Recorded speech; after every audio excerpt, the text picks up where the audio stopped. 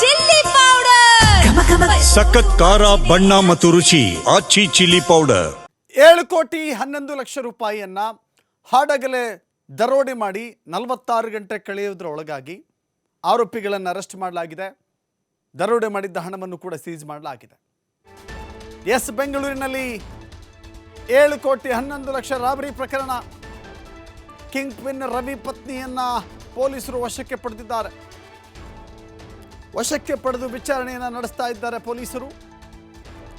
ಸುಮಾರು 80 ಮನೆಗಳ ತಲಾಶನ್ನ ಕಾಕಿ ಟೀಮ್ ನಡೆಸಿದೆ. ಈ ವೇಳೆ ರವಿ ಪತ್ನಿ ಮನೆಯಲ್ಲಿರೋದು ಪತ್ತೆಯಾಗಿದೆ. ರಾತ್ರಿಯೇ ಪೊಲೀಸ್ ಠಾಣೆಗೆ ಕರೆತಂದು ವಿಚಾರಣೆಯನ್ನ ನಡೆಸಲಾಗಿದೆ.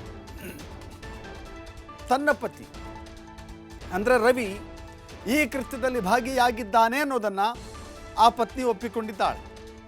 ನಾನೇ ಪೊಲೀಸ್ ಠಾಣೆಗೆ ಬರಬೇಕು ಅಂದುಕೊಂಡಿದ್ದೆ, ನೀವೇ ಬಂದಿದ್ದೀರಿ ಅಂತ ಹೇಳಿ ಪೊಲೀಸರಿಗೆ ಮಾಹಿತಿಯನ್ನು ರವಿಯ ಪತ್ನಿ ನೀಡಿದ್ದಾರೆ. ಕಿಂಗ್ ಪಿನ್ ರವಿ ಅವನೇ ಇದರ ಮಾಸ್ಟರ್ ಮೈಂಡ್, ಸೂತ್ರಧಾರ. ಹೇಗೆ ಪ್ರಕರಣವನ್ನು ಮಾಡಬೇಕು, ಹೇಗೆ ಕಳ್ಳತನವನ್ನು ಮಾಡಬೇಕು, ದರೋಡೆಯನ್ನು ಮಾಡಬೇಕು, ರೋಡ್ ರಾಬ್ರಿ, ಅದು ಹೇಳಿ ಕೇಳಿ ಸಣ್ಣ ಪುಟ್ಟ ಅಮೌಂಟ್ ಅಲ್ಲ, 7,11,00,000 ರೂಪಾಯಿ. ನಡು ರಸ್ತೆಯಲ್ಲಿಯೇ ವಾಹನವನ್ನು ನಿಲ್ಲಿಸಿ, ಎದುರಿಸಿ, ಬೆದರಿಸಿ, ಹಣವನ್ನು ತಮ್ಮ ಕಾರಿಗೆ ವರ್ಗಾಯಿಸಿ ನಾಪತ್ತೆಯಾಗಿ ಪೊಲೀಸರ ಕಣ್ಣಿಗೆ ಮಣ್ಣೆರಚಬೇಕು ಅಂದ್ಕೊಂಡಿದ್ರು. ಪೊಲೀಸರು ಅತ್ಯಂತ ಶೀಘ್ರವಾಗಿ ತನಿಖೆ ಮಾಡಿ ತತ್ಕ್ಷಣ ಆರೋಪಿಗಳನ್ನು ಅರೆಸ್ಟ್ ಮಾಡುವಲ್ಲಿ ಯಶಸ್ವಿಯಾಗಿದ್ದಾರೆ. ಕಿಂಗ್ ಪಿನ್ ರವಿ ತೋರಿಸ್ತಾ ಇದ್ದೀವಿ ಫೋಟೋದಲ್ಲಿ. ನೋಡಲಿಕ್ಕೆ ಸೂಟು ಬೂಟು ಹಾಕ್ಕೊಂಡು ಒಳ್ಳೆ ರಾಜ್ಕುಮಾರ್ ಥರ ನಿಂತ್ಕೊಂಡಿದ್ದಾನೆ. ಆದರೆ ಇವನ ಕಳ್ಳ ಖದೀಮ, ಇವನ ಹೆಂಡತಿ ಈಗ ಪೊಲೀಸರಿಗೆ ಮಾಹಿತಿಯನ್ನು ಕೊಟ್ಟಿದ್ದಾರೆ. ನಾನೇ ಪೊಲೀಸ್ ಠಾಣೆಗೆ ಬಂದು ಮಾಹಿತಿಯನ್ನು ಕೊಡಬೇಕು ಅಂದುಕೊಂಡಿದ್ದೆ, ನೀವೇ ಬಂದಿದ್ದೀರಿ ಅಂತ ಹೇಳಿ ಇರುವ ವಿಷಯವನ್ನು ಪೊಲೀಸರ ಮುಂದೆ ಆಕೆ ಬಾಯ್ಬಿಟ್ಟಿದ್ದಾಳೆ. ಮತ್ತಷ್ಟು ಮಾಹಿತಿ ನಮ್ಮ ಪ್ರತಿನಿಧಿ ಸಂತೋಷ್ ನೀಡ್ತಾರೆ. ಸಂತೋಷ, ರವಿ ಆತನ ಹಿನ್ನೆಲೆ ಏನು, ಜೊತೆಗೆ ಆತನ ಪತ್ನಿಯೇ ಈಗ ಒಪ್ಪಿಕೊಂಡಿದ್ದಾರೆ, ಖಂಡಿತವಾಗಿಯೂ ಕೂಡ ಇಲ್ಲಿ ಭಾಗಿಯಾಗಿದ್ದ, ಇದರ ಮಧ್ಯೆ ಕಿಂಗ್ ಪಿನ್ ಆಗಿದ್ದ ಅನ್ನೋದನ್ನು ಒಪ್ಪಿಕೊಂಡಿದ್ದಾಳೆ. ಈಗ ರವಿಯನ್ನು, ಆತನ ಹಿನ್ನೆಲೆಯನ್ನು, ಜೊತೆಗೆ ಇದನ್ನು ಸ್ಕೆಚ್ಚನ್ನು ಹೇಗೆ ರೂಪಿಸಿದ್ರು ಅನ್ನೋದನ್ನು ಪೊಲೀಸರು ಕಂಡುಕೊಳ್ತಾ ಇದ್ದಾರಾ? ಏನು ಲೇಟೆಸ್ಟ್ ಅಪ್ಡೇಟ್ ಸಿಗ್ತಾ ಇದೆ ಈ ಪ್ರಕರಣದಲ್ಲಿ?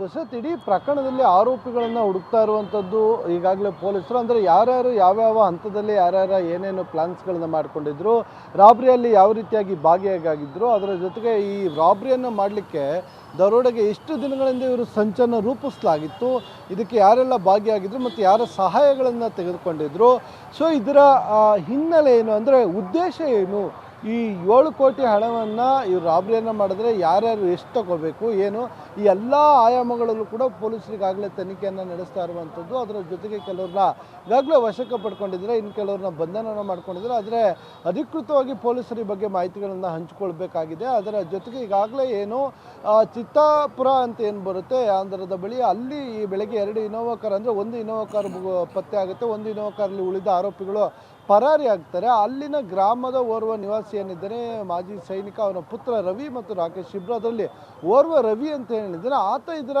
ಮಾಸ್ಟರ್ ಮೈಂಡ್ ಆಗಿದ್ದಾನೆ. ಆತನು ಕೂಡ ಈ ಹಿಂದೆ ಬೆಂಗಳೂರಿನಲ್ಲಿದ್ದ, ಕೆಲ ಕೆಲಸಗಳನ್ನು ಮಾಡಿಕೊಂಡಿದ್ದ, ಕೆನಗೆ ಟ್ರಾವೆಲ್ಸನ್ನು ಕೂಡ ಇಟ್ಕೊಂಡಿದ್ದ, ಅದೆಲ್ಲದರಲ್ಲೂ ಕೂಡ ಲಾಸ್ ಆಗಿತ್ತು. ಹೀಗಾಗಿ ಇತ್ತೀಚಿನ ದಿನಗಳಲ್ಲಿ ಕೆಲಸ ಇರಲಿಲ್ಲ, ಮನೆಯಲ್ಲೇ ಇರ್ತಾ ಇದ್ದ.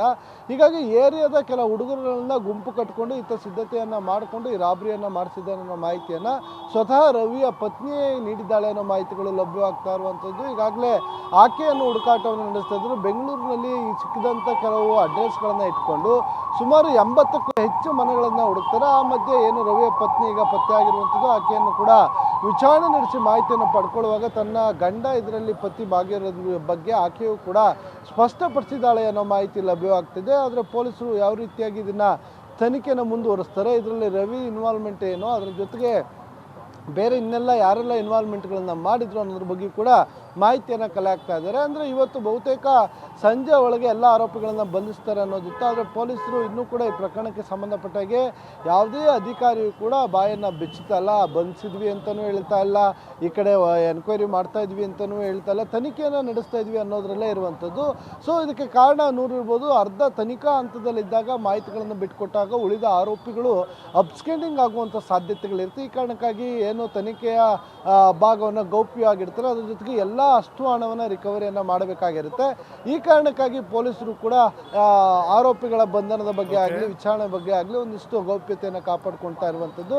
ಸೊ ಅದರ ಇಡೀ ಪ್ರಕರಣದಲ್ಲಿ ಬಹುತೇಕವಾಗಿ ಈ ಪ್ರಕರಣವನ್ನು ಭೇದಿಸಿದರೆ ಪ್ರಕರಣದಲ್ಲಿರುವ ಕಲ್ಪಿಟ್ಗಳು ಯಾರು ಎಲ್ಲ ಮಾಹಿತಿ ಗೊತ್ತಾಗಿದೆ. ಏನು ಇವತ್ತು ಇಲ್ಲಾಂದ್ರೆ ನಾಳೆ ಈ ಬಗ್ಗೆ ಅಧಿಕೃತವಾಗಿ ಮಾಹಿತಿ ಕೊಡ್ತಾರೆ ಅನ್ನೋ ಮೂಲಗಳ